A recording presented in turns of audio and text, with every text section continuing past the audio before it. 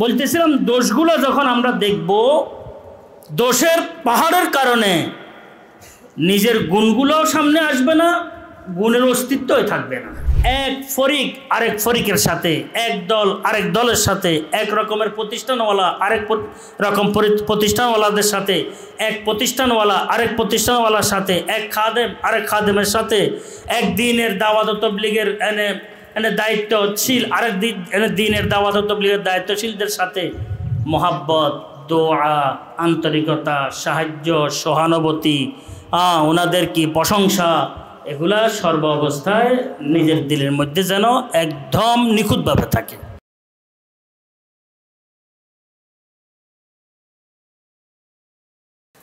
সুবহানাকা লা ইলমা লানা ইল্লা মা আল্লামতানা ইন্নাকা আনতাল আলিমুল হাকিম।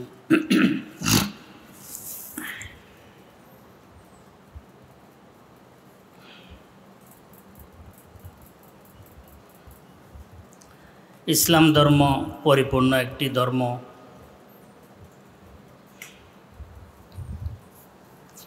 কিয়ামতের পূর্ব পর্যন্তের জন্য একটি ধর্ম ইসলাম ধর্ম। বিভিন্ন ধরনের খেদমাতগুলোর মাধ্যমে ইসলামের পরিপূর্ণতা আসে। আজান হইতে নিয়ে একেবারে বিশেষ কোর্স পর্যন্ত সর্বলাইনের ইসলামী জ্ঞানগুলার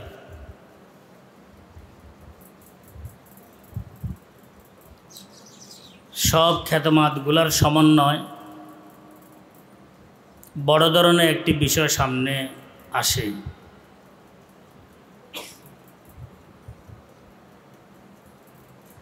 ছোট আর বড় খেদমত বড় বিষয় নয়, জরুরি খেদমতগুলোর বিষয় হচ্ছে বড় বিষয়। কেউ এটা বলতে পারবে না যে আমি যে খেদমত করতেছি এই খেদমতের কারণে ইসলাম ধর্মের সব খেদমতগুলো হইতেছে, এটা বলা যাবে না।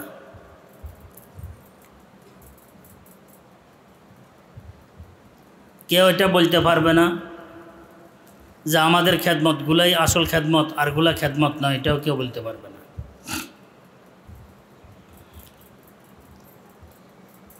একটি ঘর নির্মাণ করতে গিয়ে যত রকমের শাখা প্রশাখার খেদমতগুলোর প্রয়োজন হয়, ইসলাম ধর্মের মধ্যে এই ধরনের শাখা প্রশাখার খেদমতগুলোর প্রয়োজন হয়। একটি বিশেষ স্তরের উপরে খেদমত করলে সেটাও যথেষ্ট নয়।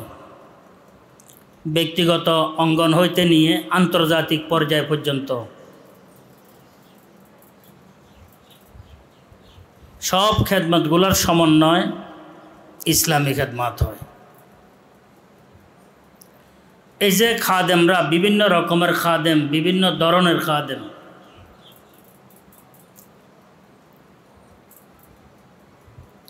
দিনী খেদমত কত রকমের দিনী খেদমতের তো কোনো শেষ নাই। ওয়াজ নসিহত হইতে নিয়ে মাদ্রাসার তালিম তরবিয়ত হইতে নিয়ে আজান একামত হইতে নিয়ে একেবারে উচ্চ শিরে পর্যন্ত যাহা কিছু আছে সবগুলোই তো দিনী খেদমত। এরপরে দিনী প্রতিষ্ঠান, বহু রকমের দিনী প্রতিষ্ঠান, সবগুলা দিনী খেদমত।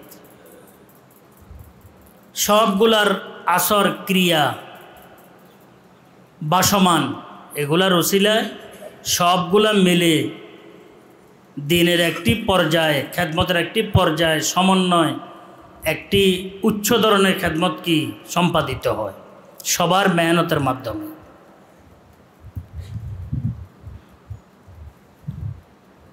খোদ্দামদের মধ্যে পরস্পর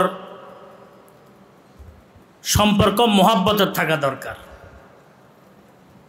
এটা হচ্ছে সবচেয়ে জরুরি।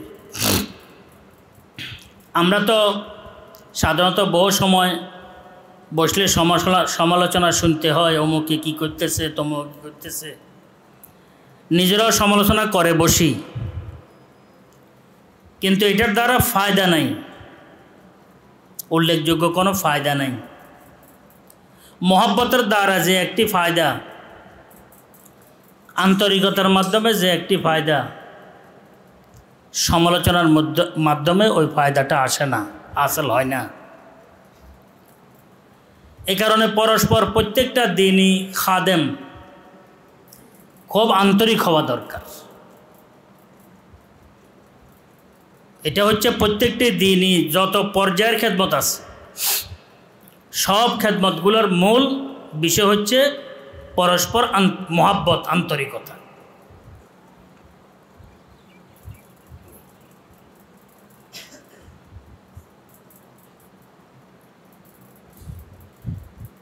এবং সব খেদমাতগুলোর জন্য দোয়া করতে থাকা আল্লাহ পাক সব খেদমাতগুলোকে, সব ধরনের খেদমাতগুলোকে আল্লাহ পাক কবুল করেন। এটা দোয়া করা দরকার নিয়মিত। মোহাব্বত, দোয়া, যতটুকু সামর্থ্য আছে সহযোগিতা করা, অন্য খাদেমদেরকে, অন্য পর্যায়ের খাদেমদেরকে, শাখা প্রশাখার খাদেমদেরকে সহযোগিতা করা যতটুকু পারা যায়। এক ধরনের খাদেম আর এক ধরনের খাদেমের বিপরীতে না দাঁড়ানো, একে অপরকে প্রতিপক্ষ না বানানো, সহযোগিতা করা।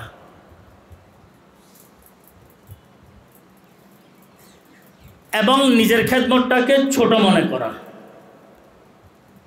নিজেকেও ছোট মনে করা, নিজের খেদমতকেও ছোট মনে করা, নিজের আমলগুলাকেও ছোট মনে করা। এটা একটু চেষ্টা করলে এটা এসে যায়, এটা বাস্তবসম্মত, তো এটা তো কোনো বিপরীত কিছু না। নিজেকেও ছোট মনে করা, নিজের খেদমতগুলোকেও ছোট মনে করা, নিজের দোষগুলোকে বড় মনে করা। বাস্তবে তো আমার দোষ, এগুলা নিশ্চিত আমার দোষ, আমার সামনে বাসমান। অন্যের দোষ তো আর আমার সামনে বাসমান নয়। অন্যের দোষ আমার দৃষ্টিতে দোষ, আমার দোষ আমার দৃষ্টিতেও দোষ। আল্লাহর কাছে আমি তওবা ইস্তেগফার করি, আল্লাহর কাছেও এগুলো দোষ। আমারগুলোর মধ্যে তাবিল নেই, অন্যগুলোর মধ্যে তাবিল করতে পারি আমি। তো হয়তো আমার দৃষ্টিতে দোষ, কিন্তু বাস্তবে কি নয়, দোষ নয়, হয়ে থাকে এমন। নিজের বিষয়গুলোকে সর্ব অবস্থায় ছোট মনে করা, অন্যের বিষয়গুলোকে বড় মনে করা, এটা হচ্ছে মৌলিক বিষয়। যে ব্যক্তি নিজের দোষগুলোকে সামনে রাখবে, সে ব্যক্তির নিকট অন্যের দোষগুলো আসার রাস্তা বন্ধ হয়ে যাবে। নিজের দোষগুলো সামনে বাসমান, অন্যের দোষ তো আর দেখাই যাবে না। দোষের পর্বতমালা তো আমার সামনে আছে, আমারগুলা, অন্যেরগুলা দেখার আর কোনো সুরত নেই। এই কারণে নিজের দোষ ত্রুটিগুলোকে খুব ভালোভাবে দেখার চেষ্টা করা, যে আমি যে খেদমত করতেছি, আমার যে আমল, আমার যে স্তর, এগুলা কোন পর্যায়ের। আমারগুলা তো আমি মোটামুটি জানি যে কোন পর্যায়ের। দোষের কোনো শেষ নাই, গুণে শেষ করা যাবে না, এত দোষ।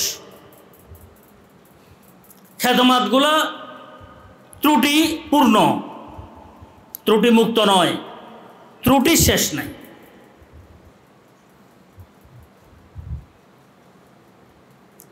তো যখন আমি আমার দোষ, আমার ত্রুটিগুলা আমার সামনে আসবে, অন্যের দোষ, অন্যের ত্রুটিগুলো আমি দেখার সুযোগ আমার হবে না। আমার দোষগুলার, ত্রুটিগুলার পাহাড়ে অন্যের দোষ, অন্যের ত্রুটিগুলার বিষয়টিকে কি আড়াল করে রাখবে। দোষগুলো যদি আমার সামনে, আমারগুলা বড় আকারে ভাসে উঠে, ভাসমান থাকে, গুণগুলার লাপাত্তা হয়ে যাবে। আমার গুণ আর গুণ কি আছে এটা বুঝাও যাবে না। গুণগুলা নিজের গুণ যদি থাকে সে গুণ চিন্তাও করতে পারবে না, সেটা লাপাত্তা হয়ে যাবে, লাপাত্তা হয়ে যাবে। এখন অন্য যত চেষ্টা করুক, প্রশংসা করুক, চেষ্টা করতে থাকুক, কিন্তু এর গা গরম হবে না, লোম খাড়া হবে না, ভালো লাগবে না। এই চিন্তা করবে যে সব কিছু তো আমি জানি, আমার বিষয়গুলো যদি আল্লাহ পাক সবার সামনে প্রকাশ করেন তাহলে আমার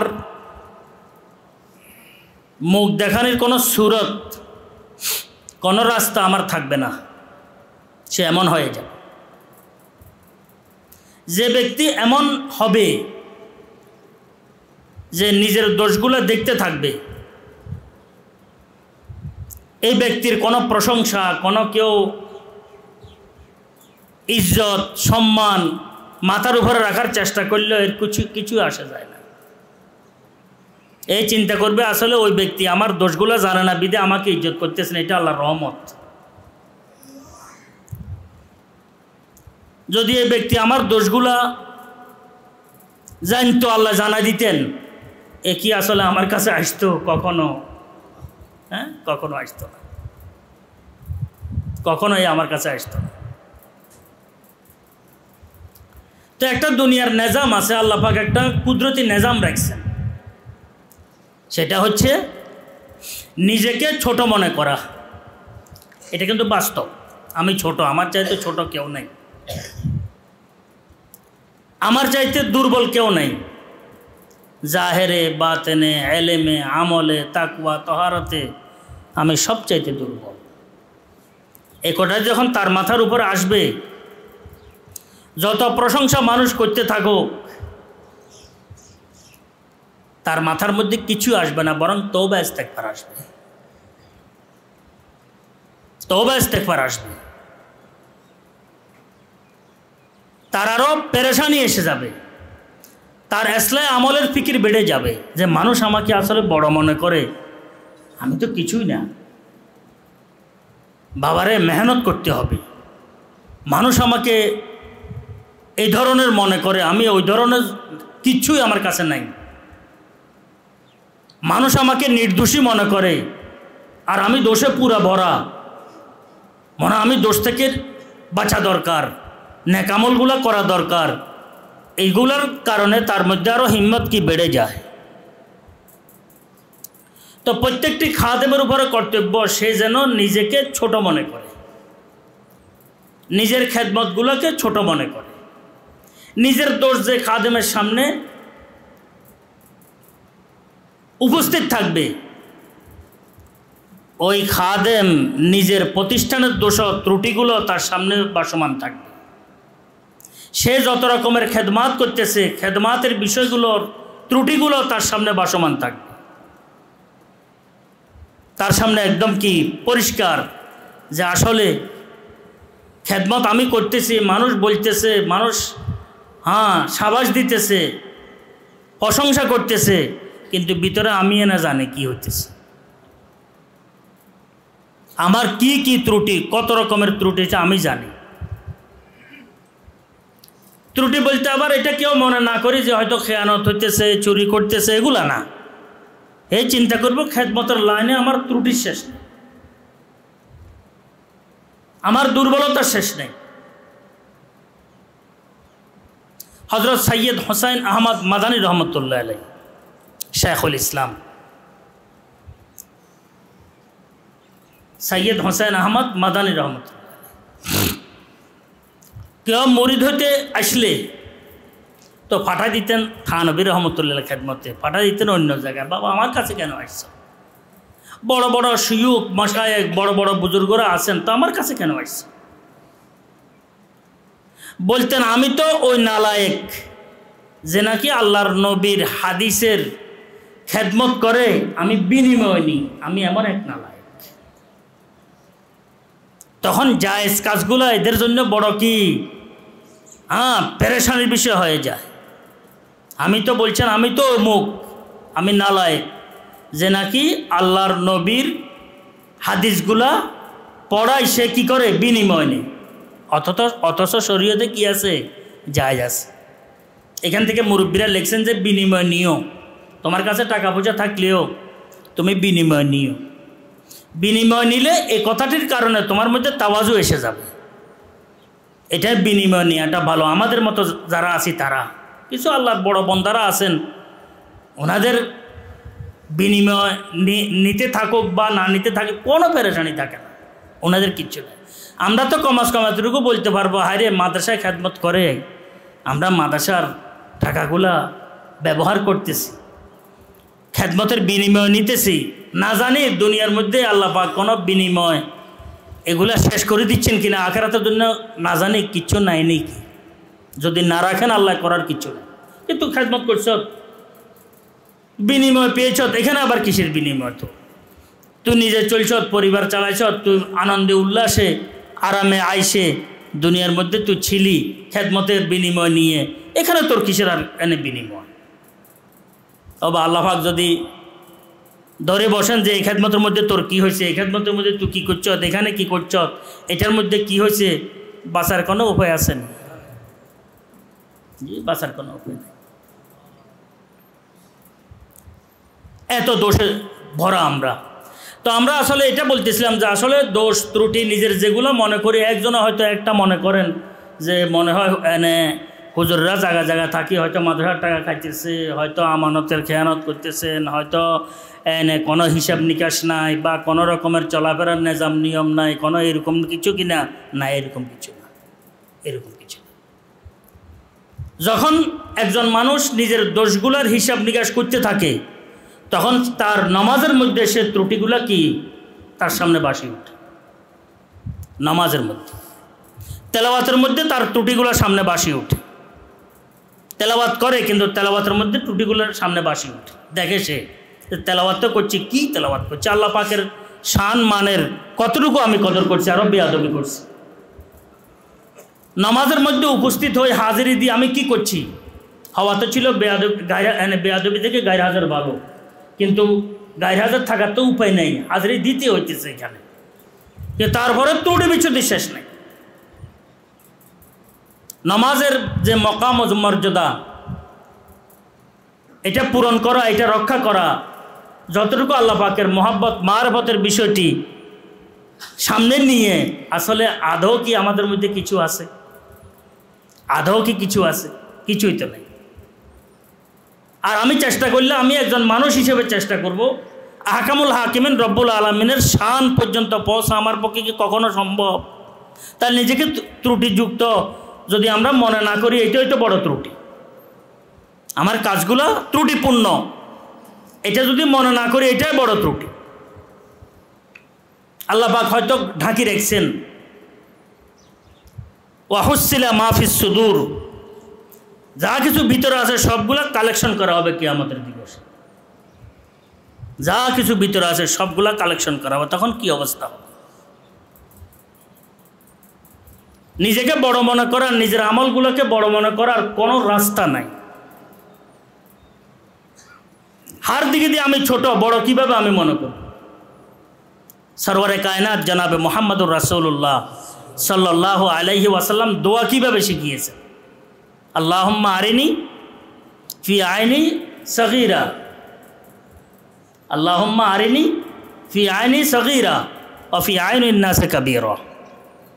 আল্লাহ আমার দৃষ্টিতে আমাকে খুব সগীর জলিল, আমাকে খুব ছোট এবং জলিল আমার দৃষ্টিতে আমাকে তুমি কি বাসায় উঠো, আমার দৃষ্টির মধ্যে তুমি নিয়ে আসো যে আমি সগীর, আমি জলিল। আর মানুষের সামনে মানুষের দৃষ্টি যেন একটু বড় হিসাবে কি আমি থাকি, না হয় চলতে পারবো না, না হয় কি চলতে পারবো না, চলাটা কঠিন। তো বলতেছিলাম প্রত্যেকটি দিনই খাদেম, আমরা যারা খেদমত করতেছি আমাদের দিনই খেদমাতগুলার বিষয়গুলোকে আমরা সামনে রাখা দরকার। আমরা জানি 1 মণ দুধের মধ্যে যদি 1 ফোঁটা চনা পড়ে দুধ নষ্ট হইয়া যায়। তো আমার খেদমতগুলো 1 মণ করতেছি, কিন্তু ত্রুটি কতগুলো এটাও তো চিন্তা করা দরকার। ত্রুটি কতগুলা? 1 কাপ চা, দুধ, সেখানে একটা মাছি পড়ে, মশা পড়ে, সেটা খায় না, মেসিয়ারকে ডেকে সেটা ফেলে দেওয়া হয়, আর একটা নতুন কাপ এটা সুন্দর ভালোভাবে পরিষ্কার করে চা দিতে হয়। এখানে মাছি পড়ছে, মশা পড়ছে। তাহলে সামান্য একটি মাছি মশার কারণে যদি 1 পেয়ালা দুধ চা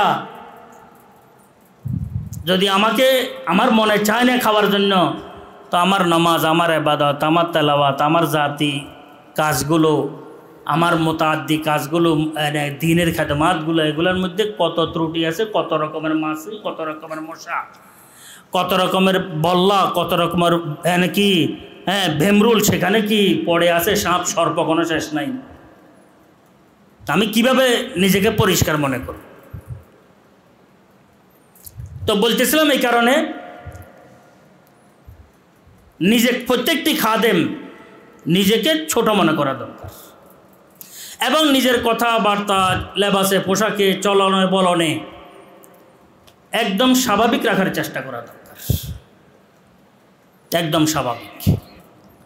কারণ আমার কাছে কিচ্ছু নাই, আমি তো নিজের যতটুকু আছে এর চাইতে যদি বহু কিছু চিন্তা করি, তাহলে এটা তো আমার জন্য ক্ষতিকর হবে স্বাভাবিক অবস্থায়।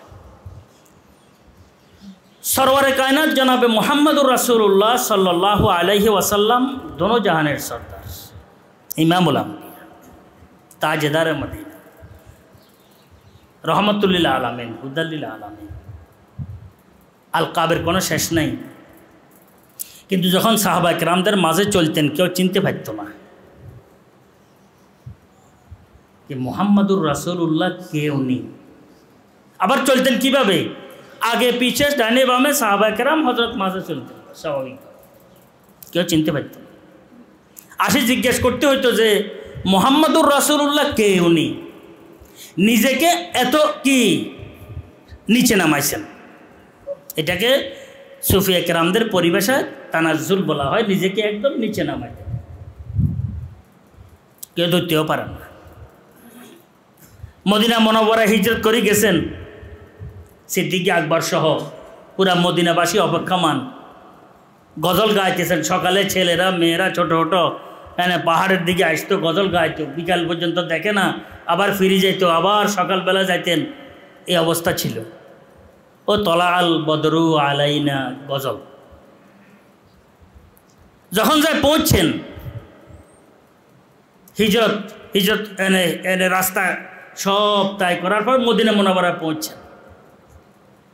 দেখতে সিদ্দিক আকবর রাদিয়াল্লাহু তাআলা আনহুকে একটু বয়স্ক অনুভব হচ্ছে, সফরের ক্লান্তি। সবাই আসে সিদ্দিক আকবরের সাথে কে মুসাফা করতেছে, খলিফাতুল মুসলিমিন আজি হযরত আবু বকর সিদ্দিক রাদিয়াল্লাহু তাআলা সবাই হযরতে সিদ্দিক আকবরের সাথে মুসাফা করতেছেন। সবাই মনে করছেন উনি হচ্ছে কি নবী আখিরুজ জামান জনাবে মুহাম্মদুর রাসূলুল্লাহ। কি ঠিকানা ভাই, কি ঠিকানা! সবাই আসি মুসাফা করতেছেন। সিদ্দিক আকবর রাদিয়াল্লাহু তাআলা আনহু এটা বলেন না যে আমি না, নবী তো উনি, এটা বলেন নাই। কেন? মাহবুবের কষ্ট হবে মুসাফা করতে। মাহবুবের কি হবে? কষ্ট হবে।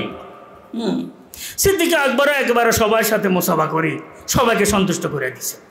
পরে প্রকাশ পাইছে কি আসলে তো নবী আখিরুজ জামান তো উনি। ও ভাই, কেমন ভাবে চলছেন দেখছেন? কিভাবে চলছেন হুজুর আকরাম সাল্লাল্লাহু আলাইহি ওয়াসাল্লাম। তো আমাদের বলনে চলনে কথনে মানে এমন যেন প্রকাশ না হয় যে আমি বহু কিচ্ছু লাভ কিচ্ছু নাই, লাভ নাই। শুধু তা নয়, ফুজিয়ে নাই কি। এই কারণে স্বাভাবিক চলার চিন্তা ভাবনা করাটাই হচ্ছে আমাদের জন্য শ্রেয় একদম। এবং এমনভাবে চলা দরকার কেউ যেন কোনো কথা কারো ব্যাপারে কালেকশন করতে না পারে, সমালোচনা। হজরত গাঙ্গুহি রহমতুল্লাহ আলাইহির খেদমতে বহুজন আসি কথাবার্তা বলতেন, হজরত বুরুক্ষেপও করতেন না, আরেক দিয়ে ফিরে থাকতেন, এভাবে নিজের আলো নিজে আসেন। উত্তরও দিতেন না, উত্তরও দিতেন না। কুতুবে আলম হযরত গাঙ্গুহি রহমতুল্লাহ আলোচনা করছিলাম, প্রত্যেকটি খাদেম নিজেকে যেরকম ছোট মনে করা দরকার, নিজের কাজগুলোকেও ছোট মনে করা দরকার। আমি কিসের কাজ করতেছি? একদিকে দিয়ে দড়ি বসলে বাস আর উপায় নাই। আমাদের এখানে মোদাররিবুল ওলামা আসাতেজা হযরত শিব্বির আহমদ সাহেব রহমতুল্লাহ আলাইহি নোয়াখালীর তশরিফ ছিলেন, তদরিব করছেন আমাদের এখানে, তদরিব করাইছেন। তো হযরতে বলতেছেন, মাদ্রাসায় পড়ায় এত খুশির হওয়ার কিছু নাই যে আমি এই খেদমত করতেছি, সেই খেদমত করতেছি। আসলে কথা আমরা বিষয়গুলোকে বিবেচনা করি না।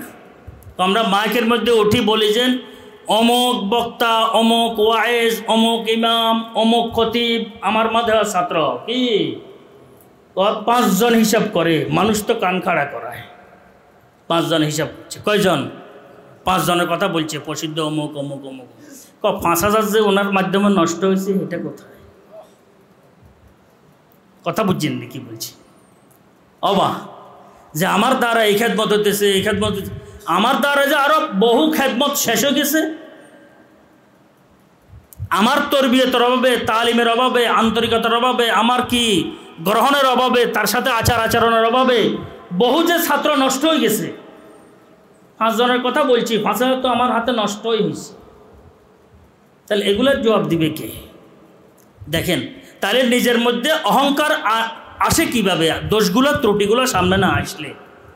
এখন যখন নাকি আমার দ্বারা ওই অমুক, হ্যাঁ অমুক মসজিদের খতিব, অমুক মাদ্রাসার, আমিও খুশি। কিন্তু চিন্তা করতে হইলে যে খতিব একজনের না, এরকম আরও খতিব হওয়ার মতো 1000 জনকে আমার দ্বারা 1000 জন নষ্ট হয়েছে। জানেন তো কে? আল্লাহ। কিয়ামতের দিবসে যদি দাঁড়া করায় দেন ছাত্র একটা, তুমি কি কারণে মাদ্রাসা পড়ো নাই? যদি বলে যে এই ওস্তাদের কারণে পড়ি না, ওনার অনান্তরিকতা ছিল। এই হুজুর যিনি একেবারে সবচাইতে বড়, হ্যাঁ বড় হুজুর, সবাই বড় হুজুর হিসাবে বলেন যে ইনার অনান্তরিকতার কারণে আমি পড়তে পারি নাই, কি অবস্থা হবে? উনি তদারকি করেন নাই, পড়তে পারি নাই, কি অবস্থা হবে? যদি জিজ্ঞেস করেন একজন ছাত্রকে যে তুমি কেন মাদ্রাসা ভর্তি হয়েছ, পড়ো নাই কেন? যে আমি অসুস্থ ছিলাম, মাদ্রাসার জিম্মাদার হুজুর আমার পুরো খোঁজখবর নেন নাই। ফারুকে আজমের জীবনী নিয়ে ঠুলঠুলে বয়ান করছেন, কে রাত্রিবেলায় ঘুরতেন ফারুকে আজম, কার কি অসুবিধা, কার কি অসুবিধা। ওয়াজ করতে সহজ, কাট করতে না কষ্ট। আমার ওস্তাদ, আমার কেজন বড় হুজুর, আমি এনে অসুস্থ হই, 15 দিন পরে আসিলাম, আমার চিকিৎসার খোঁজখবর নাই, আমাকে দেখেন নাই, আমি শেষ পর্যন্ত অসুস্থ অবস্থায় বাড়ি গেছি, দ্বিতীয়বার আসার সুযোগ হয় নাই। কি জবাব হবে? এই ধরনের ঘটনা কি আসলে একটা দুটা? মসজিদে বয়ানের দ্বারায় 7 ফিলার ফ্যান সবগুলা এর মধ্যে কম্পন এসে যায়। হুজুর তো খুশি, হুজুর আজকে খুব সুন্দর বয়ান হয়েছে। কিয়ামতের দিবসে যে আল্লাহ পাক ওয়াহুসিলা মাহফিস সুদূর একজনকে দাঁড়া করাবেন, যে তুমি কেন নামাজ পড়ো না? বলছি ইমাম সাহেব আমাদের সমাজে ছিলেন, কখনো আমাকে নামাজের জন্য কি বারবার বলে, আমাকে মসজিদমুখী করার নাই। ভাই কি অবস্থা হবে? কি অবস্থা হবে? যে এই সমস্ত বিষয়গুলো ভাবে না, চিন্তা করে না, তার মধ্যে অহংকার আসতে পারে। যে চিন্তা করে সে নিজের দোষের মধ্যে ডুবা থাকে, নাপাক দোষের কি নাপাক সমুদ্রে সে ডুবা। এমনি পিছনের দিকে তাকাইলে পুরোটাই দেখা যায় নাপাক সমুদ্র, আমলের কিচ্ছু নাই। নাপাকের মধ্যে পোকায় ভিন করতেছে, ব্যাট করতেছে, কিছুই নেই। মানে চক্ষু বন্ধ করলে পিছনে পুরা জিন্দেগির ভবিষ্যতের আশা নাই, পিছনের দিকে তাকাইলে পুরোটাই নাপাক, কিচ্ছু নাই। কিসের খেদমত?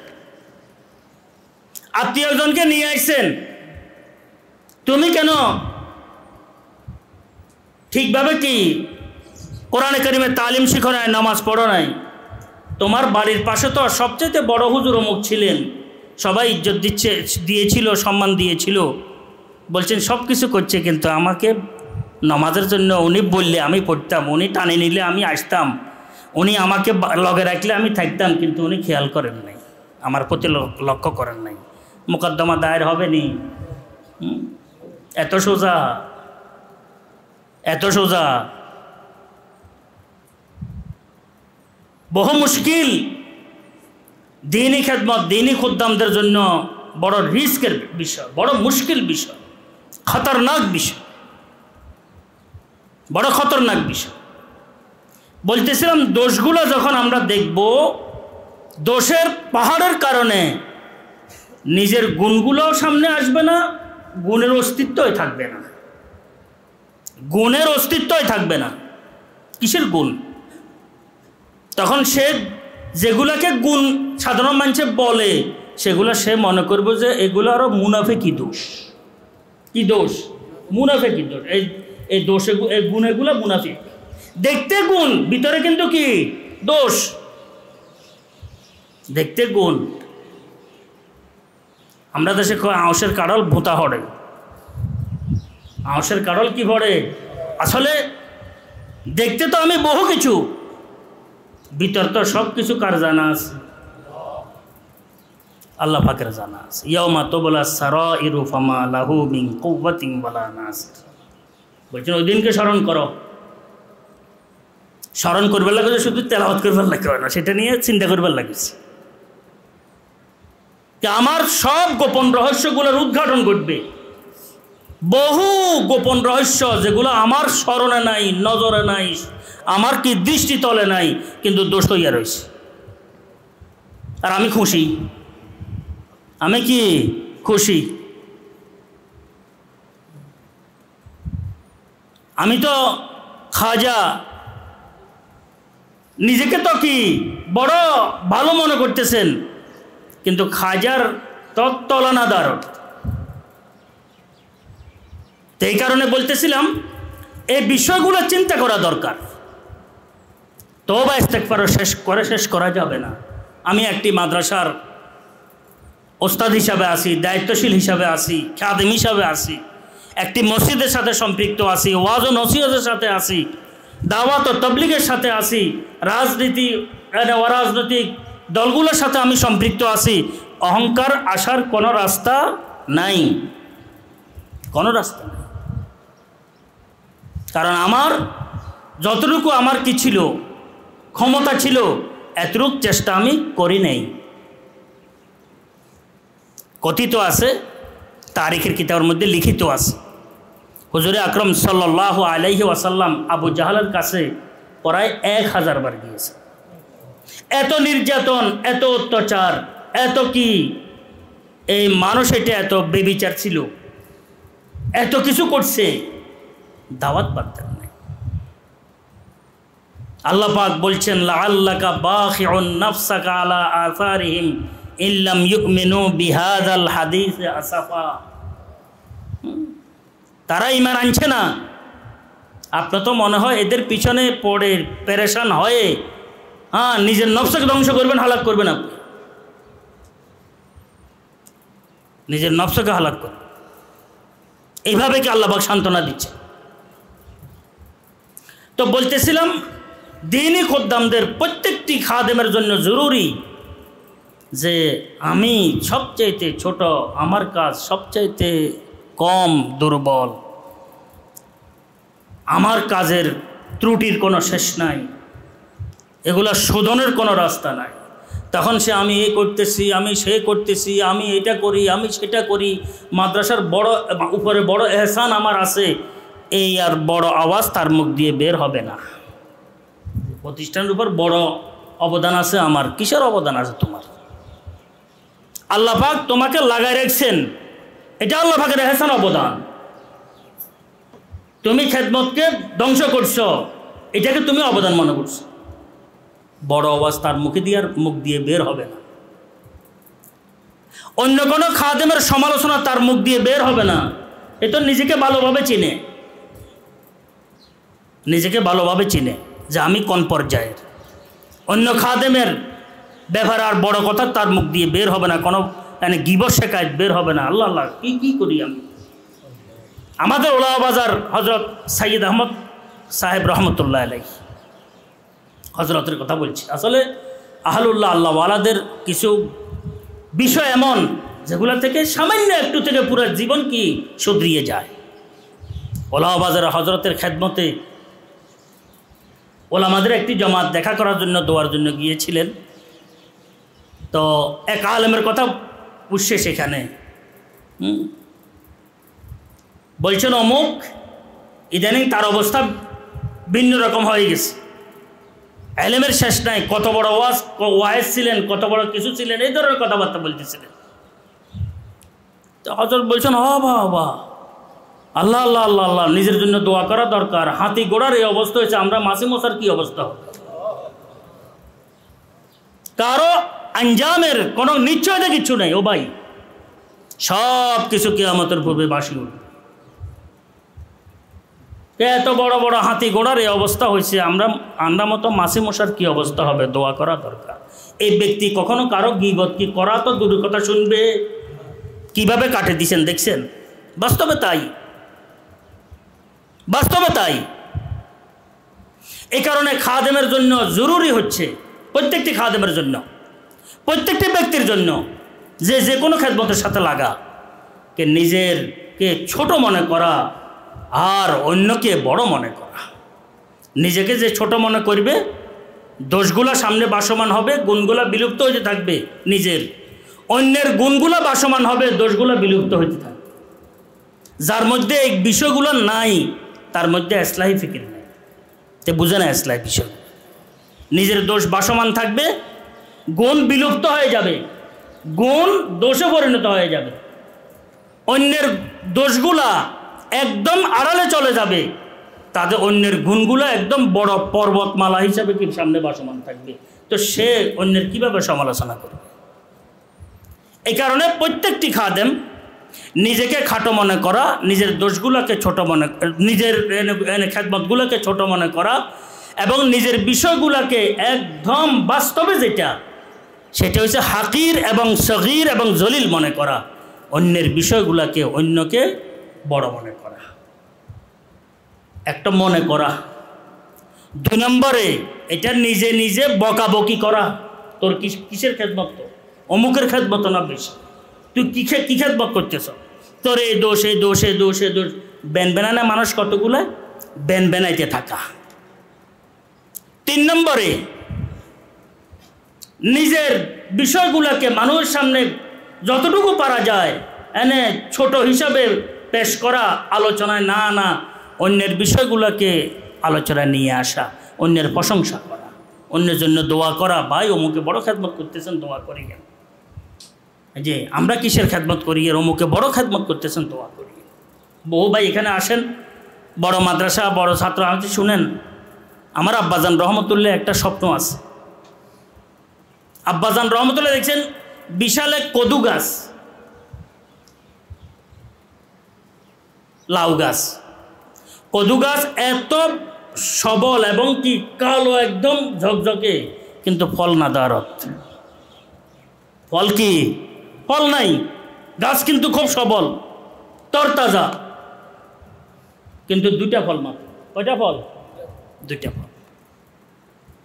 আর বহু সময় দেখা যায় কদু গাছ মরা গিরে গিরে কি ফল আসে বসে গেছে। আবার ঠিক আছে নি, এটি আল্লাহ পাকের আজীব কথা। কদু গাছ ফল গাছ মরা লাগে, কদু গাছ মরা দেখতে কেমন মনও লাগে না, কিন্তু গিরে গিরে কদু ধরে গেছে। আর কদু গাছ পর্যন্ত একদম কালো হইয়া রয়েছে, বিশাল স্তূপ, কিন্তু ফল না দারত। আছে না এরকম? আমি একবারে নিজেকে যত কিছু করবো, ফল তো কার হাতে? আল্লাহ পাকের হাতে। ফল তো আল্লাহ পাকের হাতে। এই কারণে আমি আপনাদের খেদমত অনুরোধ করে আমার জন্য দোয়া করবেন। এটা হচ্ছে গুরুত্বপূর্ণ বিষয়, যে এক খাদেম আর এক খাদেমকে আমরা কি আগে বাড়াবো, সমালোচনা করে নিচে নামাবো না, নিজের সমালোচনা করব, অন্যের সমালোচনা করব। এক খাদেম আর এক খাদেমের প্রশংসা করব, নিজের দোষগুলো সামনে রাখবো, তার খেদমতগুলোকে মানুষের সামনে কি বাসায় দিব, যে উনি খেদমত করছেন, ওনারা খেদমত করতেছেন, সবাই খেদমত করতেছেন। এগুলো হবে সবচেয়ে গুরুত্বপূর্ণ বিষয়। তো তখন হয়তো আল্লাহ পাক চাইলে আল্লাহ পাকের রহম করমে ফজল ও এহসানে হয়তো কিছু হয়তো এই কথাবার্তাগুলোর উছিলে হয়তো আল্লাহ পাক আমার প্রশংসার উছিলে, আমার সহযোগিতার উছিলে, আমার দোয়ার উছিলায়, তাকে উপরে মাথার উপরে রাখার উছিলায়, নিজেকে ছোট মনে করার উছিলায়, নিজের খেদমাতগুলোকে দোষ ত্রুটিপূর্ণ মনে করার উছিলায় হয়তো আল্লাহ পাক ক্ষমা করলে ক্ষমা করতে পারে। আহলুস সুন্নাহ ওয়াল জামাতের আকীদা, আল্লাহ পাক কিয়ামতের দিবসে আল্লাহ পাকের বোধ বন্দাদেরকে বেহেশতে কি দাখিল করবেন বেফজলিহি ওয়া করমিহি, আর জাহান্নামীদেরকে জাহান্নামে শাস্তির সম্মুখীন করবেন বেআদলিহি ওয়া ইনসাফি। আল্লাহ পাক যদি আদল ইনসাফের যদি পাল্লা খাড়া করান, কেউ বাঁচার কি নাই, উপায় নাই, কারো বাঁচার উপায় নাই, এক বিষয় এক মুহূর্ত বাঁচার উপায় নেই। তো যেহেতু আঞ্জাম আমাদের অনিশ্চিত, ফলাফল ফয়সালা আমাদের অনিশ্চিত, বড় কথাবার্তা কীভাবে আমরা বলি, কীভাবে ভাবি? সরওয়ারে কায়নাত জনাবে মুহাম্মদুর রাসূলুল্লাহ সাল্লাল্লাহু আলাইহি ওয়াসাল্লাম ইরশাদ করছেন দোয়া, আল্লাহুম্মা আহিয়িনি মিসকিনা ওয়া আমিতনি মিসকিনা ওয়া আহশুরনি ফি জুমরাতিল মাসাকিন। এ আল্লাহ আমাকে মুতওয়াজে বিনয়ী রাখো, বিনয় হিসাবে রাখো। কে কে বলতেছেন? ফারুক আজম রাদিয়াল্লাহু তাআলা উমরা রওনা হচ্ছেন। কোথায়? উমরায়। হুজুর আকরাম সাল্লাল্লাহু আলাইহি ওয়াসাল্লাম বাড়াই দিচ্ছেন, আর পথে বলতেছেন ইয়া উখাইয়া, এ আমার প্যারে ভাই, লা তানসা ফি দুআইক, হ্যাঁ আশিকনা ফি দুআইক ওয়ালা তানসা ওয়ালা তানসানা, তোমার আমারও দোয়ার মধ্যে শরীক করিও, আমারে বলিও না। কথাটি বুঝতে পারছেন? কে বলছেন? জানাবে মুহাম্মদুর রাসূলুল্লাহ সাল্লাল্লাহু। তাওয়াজুরও একটা সীমানা আছে। আল্লাহ পাক কি আবদুহু ওয়া রাসূলুহু, রাসূল পরে নিয়ে আসছেন, আবদিয়াত পর আগে নিয়ে আসছেন। আবদুহু ওয়া রাসূলুহু ওয়া আশহাদু আন্না মুহাম্মাদান আবদুহু। আল্লাহ পাক আমাদেরকে আবদিয়াত দান করেন। আবদাও ব্যক্তি হয় যে মধ্যে নাকি সে নিজেকে খেদমতের জন্য পাগল, সব অবস্থায় ভীত সন্ত্রস্ত থাকে, কোন সময় দরবার থেকে বাইর করে দিতে পারছে আমাকে। যদি কিয়ামতের দিন যদি আল্লাহ পাক ফজল করম না করেন, তো খাসিরাত দুনিয়া ওয়াল আখিরাহ যালিকা হুয়াল খুসরানুল মুবিন। এটা তো বড় খাসারা হবে আমাদের জন্য। আল্লাহুম্মা আহিয়িনি মিসকিনা ওয়া আমিতনি মিসকিনা, আমাকে বিনয়ী অবস্থা আমাকে কি দুনিয়া থেকে নেন। ওয়াহশুরনি ফি জুমরাতিল মাসাকিন, আর যারা বিনয়ী ওনাদের সাথে আমার যেন হাসর হয়। তাই কথাটা বুঝছেন নাকি? বলছি তো এই কারণে এক ফরিক আরেক ফরিকের সাথে, এক দল আরেক দলের সাথে, এক রকমের প্রতিষ্ঠানওয়ালা আরেক রকম প্রতিষ্ঠানওয়ালাদের সাথে, এক প্রতিষ্ঠানওয়ালা আরেক প্রতিষ্ঠানওয়ালার সাথে, এক খাদেম আরেক খাদেমের সাথে, এক দিনের দাওয়াত ও তাবলীগের দায়িত্বশীল আরেক দিনের দাওয়াত ও তাবলীগের দায়িত্বশীলদের সাথে মোহাব্বত, দোয়া, আন্তরিকতা, সাহায্য, সহানুভূতি, ওনাদের কি প্রশংসা, এগুলা সর্ব অবস্থায় নিজের দিলের মধ্যে যেন একদম নিখুঁতভাবে থাকে। নিজের দোষ ত্রুটি নিজের মধ্যে, নিজের খেদমতের মধ্যে, নিজের কাজগুলোর মধ্যে, এগুলো যেন সর্ব অবস্থায় পাহাড় রূপে যেন বাসমান থাকে। আল্লাহ পাক আমাদেরকে সবাইকে সর্ব অবস্থায় হুজুর আকরাম সাল্লাল্লাহু আলাইহি ওয়াসাল্লামের এই দোয়ার মেজদাক হিসাবে আল্লাহ পাক রাখেন, দুনিয়া থেকে নিয়ে যান, হাসরের মাঠে এই দোয়ার মেজদাকের মধ্যে অন্তর্ভুক্ত করেন। ও আখিরু দাওয়ানা আনিল হামদুলিল্লাহি রাব্বিল আলামিন।